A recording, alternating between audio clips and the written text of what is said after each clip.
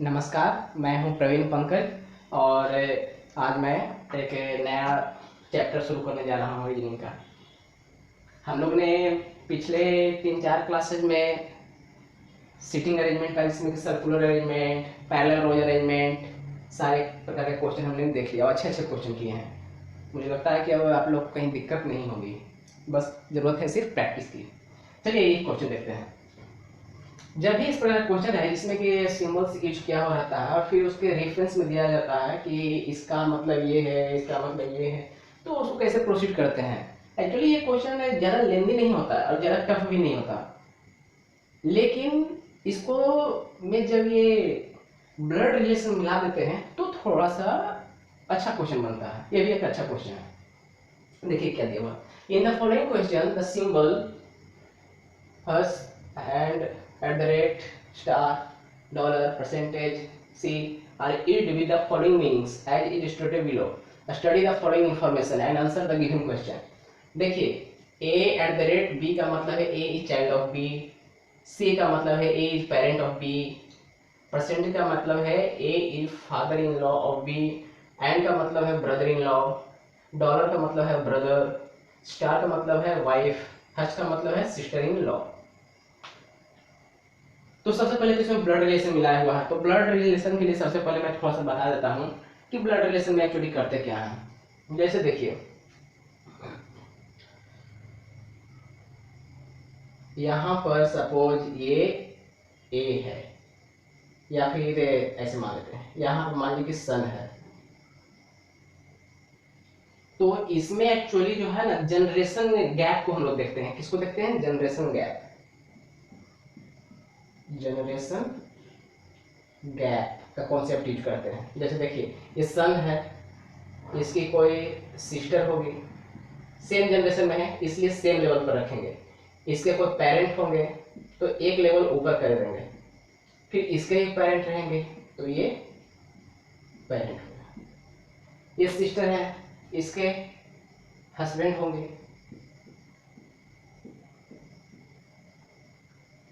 मतलब कि same generation के लिए हम लोग इस लाइन का उपयोग करेंगे, हस्बैंड और वाइफ के लिए कर्व का उपयोग करेंगे, और मेल के लिए प्लस का उपयोग करेंगे और फीमेल के लिए माइनस का उपयोग करेंगे।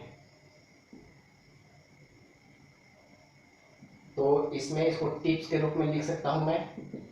पहला टिप्स उपयोग करूंगा क्या? मेल के लिए कैसा सिंबल यूज करूंगा? प्लस का, और फीमेल के लिए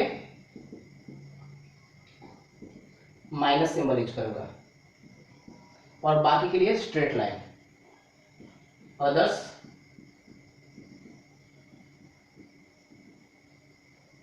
straight line. Fourth, generation gap. ये जनरेशन गैप जो है एक्चुअली, जैसे देखिए ये सिस्टर है, इससे एक जनरेशन ऊपर इसके पेरेंट रहेंगे तो एक स्टेप, एक लेवल ऊपर कर दूंगा, फिर इसके पेरेंट रहेंगे तो एक लेवल और ऊपर कर दूंगा। तो एक्चुअली इनका इससे क्या रिलेशन हो गया? ये क्या हुए? इसके हो गए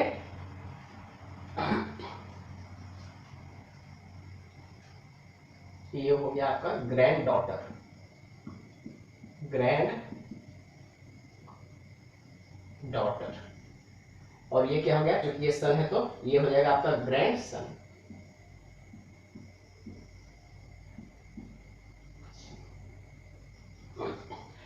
इसके बाद आता है फादर इन लॉ।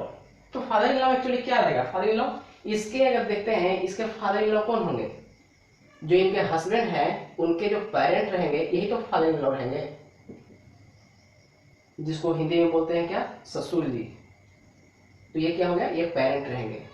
तो देखिए जब भी आपको ब्लड रिलेशन में प्रॉब्लम हो तो उसमें सिर्फ एक चीज करना कि अपने आप को उस पोजीशन पर रखिए और फिर अपने फैमिली में कंपेयर कीजिए कि ऐसा होगा तो हमारे कौन लगेंगे, या फिर हमें अपने दादा को पता करना कि मेरे दादाजी कौन है, तो मेरे पापा हुए, फिर पापा के पापा जो होंगे वो दादा होंगे। तो आप अपने पोजीशन को यहाँ पर रखिए, आपके पेरेंट यहाँ हो गए, उनके पेरेंट ये हो गए दादाजी। तो इस तरह से जो है ना आपको प्रोसीड करना है ब्लड रिलेशन में। जैसे देखिए ये क्या हो गया, चाइल्ड हो गया, तो ये सर के रूप में आ जाएगा। फिर देखिए brother in law, brother in law किसको बोलेंगे जी? ब्रदर इन लॉ मतलब क्या, जो मेरी वाइफ है उसका ब्रदर। तो जो मैं जैसे मान लीजिए मैं हूं, तो मेरी कोई वाइफ है, ठीक है, वाइफ के लिए सिंबल यूज कर दिए, फिर यहां पर ये आ गया, फिर इसका ब्रदर। तो ये एक्चुअली इससे और इससे क्या रिलेशन हो जाएगा, ये हो जाएगा ब्रदर इन लॉ का। तो इसी कॉन्सेप्ट को मैं यूज करता हूं।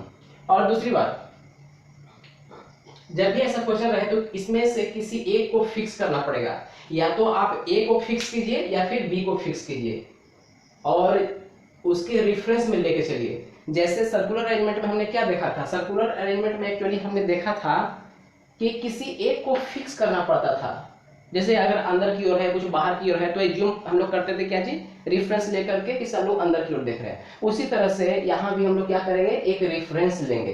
तो ऐसा करते हैं कि हमने बी को फिक्स कर दिया है, बी के रेफरेंस में ए है, समझे, बी के रेफरेंस में ए है, और उसी तरह से आगे बढ़े। तो देखिए क्वेश्चन कैसे बनता है। और जो एक्सप्रेशन होता है, तो जब भी एक्सप्रेशन रहे तो उसमें हमेशा सोल्व करने का प्रयास कीजिए राइट टू लेफ्ट। पचमा इसमें क्या हो जाएगा जी, proceed from right to left, यही टिप्स है। छठा में एक और लिख सकते हैं, फिक्स someone some data। इसी से क्वेश्चन बनेगा। जैसे एक्सप्रेशन है तो एक्सप्रेशन को हम सोल्व कैसे करेंगे, लेफ्ट टू राइट नहीं जा करके राइट टू लेफ्ट प्रोसीड करेंगे जितने भी एक्सप्रेशन में। तो चलिए एक बार क्वेश्चन करेंगे, उसके बाद अपने आप क्लियर हो जाएगा। मिटा देता हूं इसको।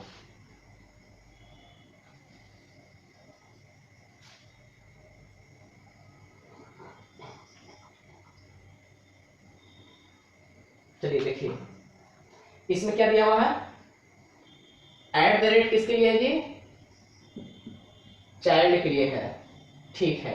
किसका चाइल्ड, बी का चाइल्ड, क्योंकि हमने किसको फिक्स किया है, बी को फिक्स किया है। सी किसके लिए है, पेरेंट के लिए।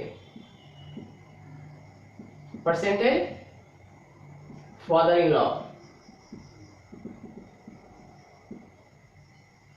And brother in law.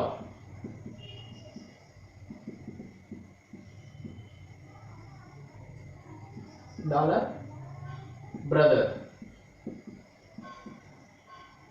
Star wife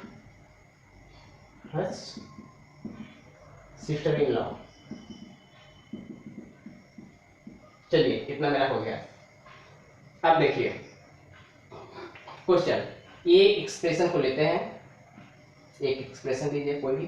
चलिए इस एक्सप्रेशन को ही कंपेयर करते हैं और लिखता हूं G star H C L dollar K H M, ये आपका एक्सप्रेशन है।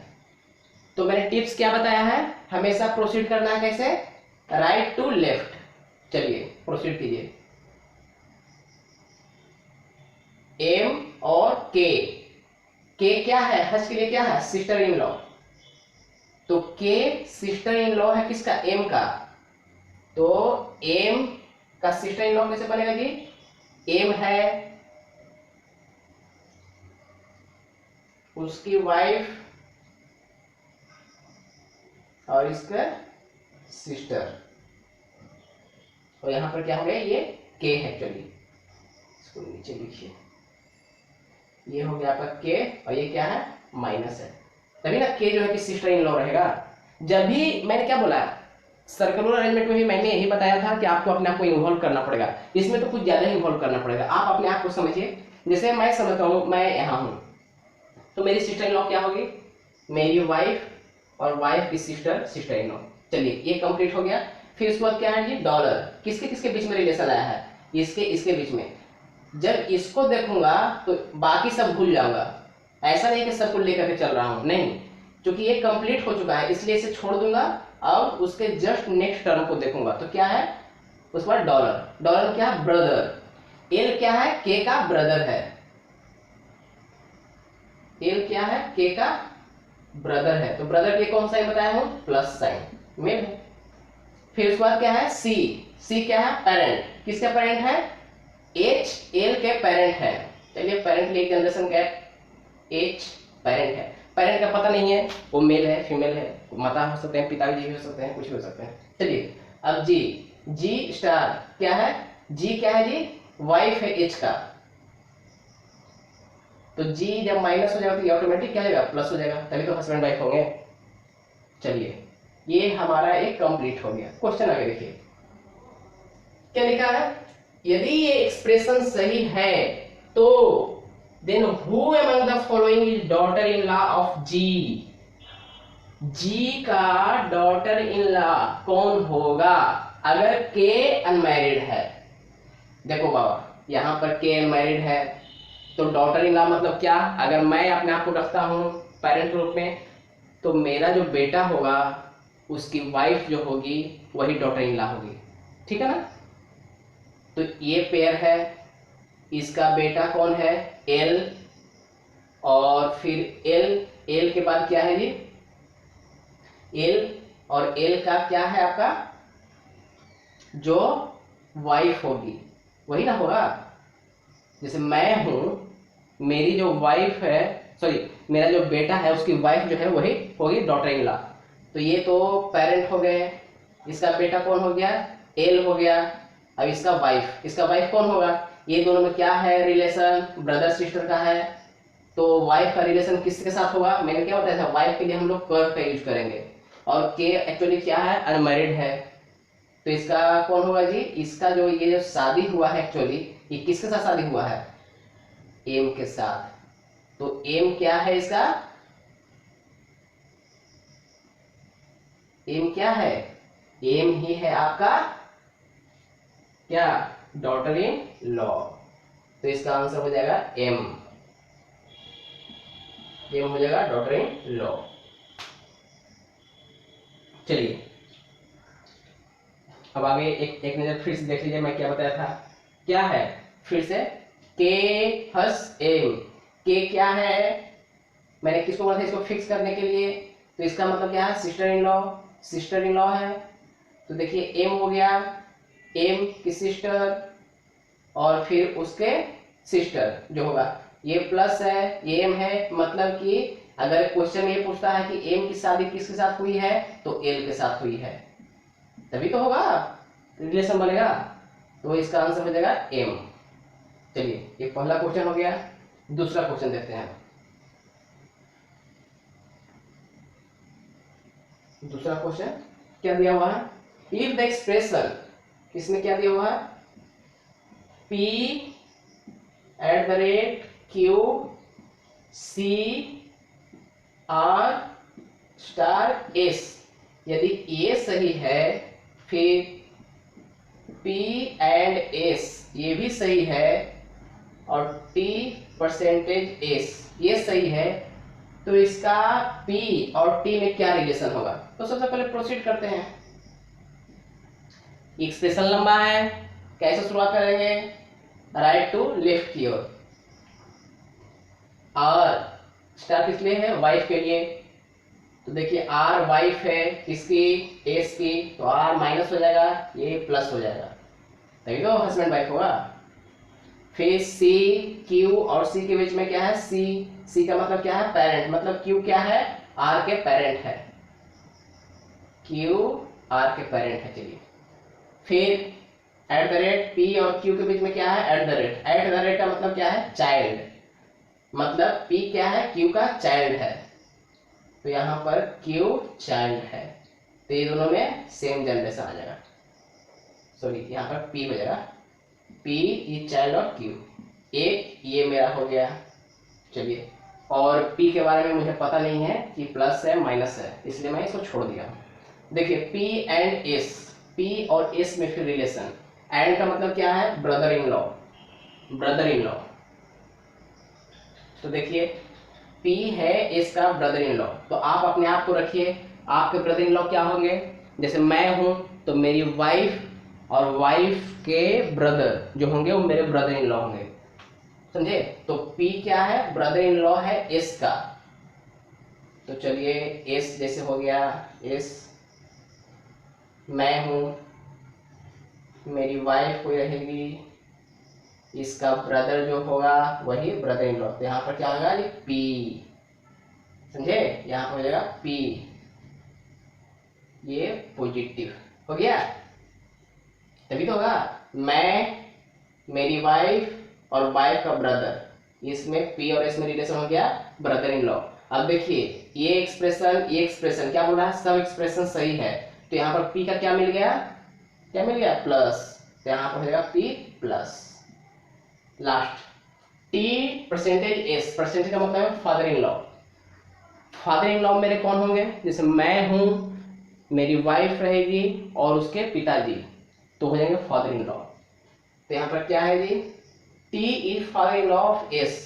यहाँ पर भी कर लीजिए, ये S है, सपोज S, उसकी किसी से शादी हुई है, चलिए यहाँ पर कोई है प्लस या माइनस कोई, अगर ये लड़का है तो लड़की से, लड़की है तो लड़का से, और इसके पेरेंट T, तो T और S में क्या रिलेशन हो गया आपका? ये क्या कहते हैं, सॉरी, फादर इन लॉ का। अब देखिए यहाँ पर भी S है, S क्या है? प्लस है, तो यहाँ पर प्लस डाल देंगे तो ऑटोमेटिक ये क्या हो जाएगा? माइनस। तीनों को कंपेयर कीजिए, कुछ कंपेयर करने पर दिख रहा है? S, ठीक है, यहाँ पर प्लस, और देखिए ये wife wife wife, minus minus, और यहाँ पर देखिए R भी माइनस है। इसका मतलब ये R कहाँ है? यहाँ है। इसको अगर उठा करके यहाँ पर कंपेयर करके देखिएगा तो क्या आपको मिलेगा? ये कौन सा जगह है? ये एक्चुअली R का पोजीशन है। तो हमारा फाइनल क्या मिला जी? ये कुछ इस तरह से मिलेगा। मेरा फाइनल डायग्राम क्या बनेगा? ये बनेगा P R S, यहाँ पर Q और T, दोनों हस्बैंड वाइफ है। चलिए ये मेरा डायग्राम हो गया। क्वेश्चन क्या पूछा?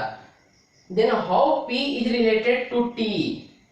P जो है T से किस प्रकार रिलेशन है? आप ही बताइए, P T से किस प्रकार रिलेशन है? ये दोनों क्या है? सेम जनरेशन का। मैंने क्या बोला था? सेम जनरेशन में स्ट्रेट लाइन रहेगा तो ब्रदर और सिस्टर का रिलेशन होगा। ये दोनों क्या है? ये पेरेंट हो गए, ये दोनों हस्बैंड वाइफ हो गए, क्योंकि एक जनरेशन ऊपर है तो पेरेंट हो गए। उसके नीचे क्या हो गया? ये R माइनस है, ये प्लस है, तो ये दोनों में क्या रिलेशन है? ये सन है और ये डॉटर है इसका। तो आप बताइए P और T में क्या रिलेशन है? P क्या निकला? T का सन है, मतलब P is son of T। ये क्वेश्चन है। तो इस प्रकार के क्वेश्चन भी जो कि बैंकिंग एग्जाम्स में आजकल बहुत ज्यादा पूछने लगा है। एक्चुअली जो पहले क्या था, पहले का ट्रेंड था कि सिंपल क्वेश्चन रहता था, जैसे ये हो गया तो सिर्फ इतना ही पर क्वेश्चन रहता था। लेकिन आजकल जो है ट्रेंड क्या कर दिया गया है कि इसमें आपका ब्लड रिलेशन भी मिला देता है, समझे? जैसे इसमें इस क्वेश्चन में ब्लड रिलेशन मिला दिया गया और इसमें कुछ स्टेटमेंट दे दिया गया, उस स्टेटमेंट के बेसिस पर कुछ डिराइव करने के लिए दिया गया। तो मेरा एक ही चीज़ है, मैं जब पहले से बताते आ रहा हूँ कि आपको कुछ नहीं करना, जो इन्फॉर्मेशन दिया हुआ है उसको सेग्रीगेट कीजिए और फिर प्रोसीड करते जाइए। तो यहाँ पर जो इन्फॉर्मेशन दिया हुआ था मैंने पहले सेग्रीगेट किया कि इसका क्या क्या मतलब है, और जो सिंबल था उसको लिख करके अलग अलग करके मैं उसको प्रोसीड करते चला गया और क्वेश्चन अपने आप सॉल्व हो गया। सिर्फ इसमें एक ही चीज ध्यान देने की बात है कि ये प्लस माइनस का, हस्बैंड वाइफ का और जनरेशन गैप का, सिर्फ ये ध्यान देने का बात है। और जब भी क्वेश्चन को सोल्व करेंगे तो राइट टू लेफ्ट करेंगे, राइट टू लेफ्ट करेंगे। पहला दो को लेंगे, फिर उसके बाद नेक्स्ट को लेंगे, इसको भूल जाएंगे, इसको भूल जाएंगे, फिर उसके बाद इसको लेंगे। इस तरह से क्वेश्चन को आगे बढ़ते जाना है। तो आज का जो टॉपिक है ये ब्लड रिलेशन और सिम्बल्स दोनों का मिक्सचर है। इस पर और भी बेहतरीन क्वेश्चन हम लोग करेंगे फ्यूचर में, जैसे कि आपको सर्कुलर अरेंजमेंट का बहुत सारा क्वेश्चन कराया है और उसी तरह से जो है कि इसके बारे में भी क्वेश्चन करेंगे। मैं रीजनिंग ना तो बैंक के लिए पढ़ा रहा हूँ, ना एसएससी के लिए पढ़ा रहा हूँ, ना किसी चीज़ के लिए पढ़ा रहा हूँ। मैं सिर्फ आपको रीजनिंग का बेसिक कॉन्सेप्ट दे रहा हूँ ताकि आप किसी भी एग्जाम में बैठें, किसी भी एग्जाम का क्वेश्चन पेपर अगर आप उठाएं तो ऐसा आपको न लगे कि आप इसको सोल्व नहीं कर सकते, चाहे वो यूपीएससी का हो या एसएससी का हो या फिर बैंकिंग की हो या फिर रेलवे की हो या फिर कहीं की भी हो। आपको मैं बेसिक कॉन्सेप्ट देने जा रहा हूँ, बस मैं सिर्फ बेसिक कॉन्सेप्ट देता हूँ। और मैं पहले ही बोल चुका हूँ, कोई बुक को फॉलो मत कीजिए, रैंडमली क्वेश्चन उठाइए, किसी भी बुक से उठाइए, इंटरनेट से उठाइए, किसी भी टॉपिक से उठाइए और उसको सोल्व कीजिए। प्रैक्टिस प्रैक्टिस आपको खूब करना पड़ेगा।